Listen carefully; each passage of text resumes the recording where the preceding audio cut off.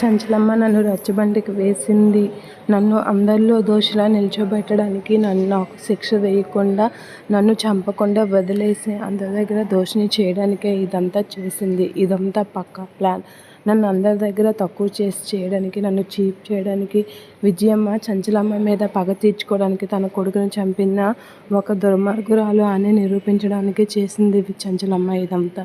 తన కోడల సహాయంతో అని చెప్పేసి అంటూ ఉంటుంది. ఏం మాట్లాడుతున్నావు విజయమ్మ అని వాళ్ళ ఆయన అడిగేసరికి, అవునండి చూడండి ఒక హంతకురాల్లాగా చంచలమ్మపై పగ తీర్చుకోలేక నాకు తన బిడ్డని చంపిన హంతకురాల్లాగా నన్ను ఇక్కడ చూస్తారు అందరూ అని చెప్పేసి అంటూ ఉంటుంది. ఇక అందరూ అయితే నన్ను దండం పెట్టడం మానేసి ఇచ్చి విజయమ్మ అని చెప్పేసి అనేలా చేయడానికి చంచలమ్మ ఇదంతా చేసింది. చంచలమ్మ ఇదంతా అనుకునే చేసింది. నన్ను అందరి దగ్గర దోషిలా చేయడానికే చేసింది. నేను కుళ్ళి అందరి దగ్గర అవమానంతో బతకడానికే చేసింది. చావలేక బతకలేక ఉండడానికి ఇదంతా చేసింది అనేది అంటూ ఉంటుంది.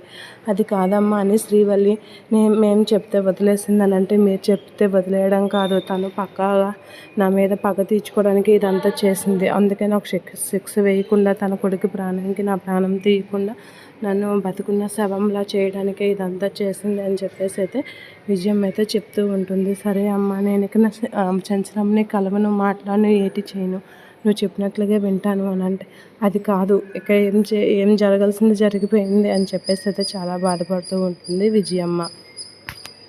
చంచలమ్మ నన్ను ఊర్లో తిరగనివ్వకుండా చేసింది, బాగానే పగ తీర్చుకుంది నా మీద అని చెప్పేసి అయితే అనుకుంటూ బాధపడుతుంది విజయమ్మ.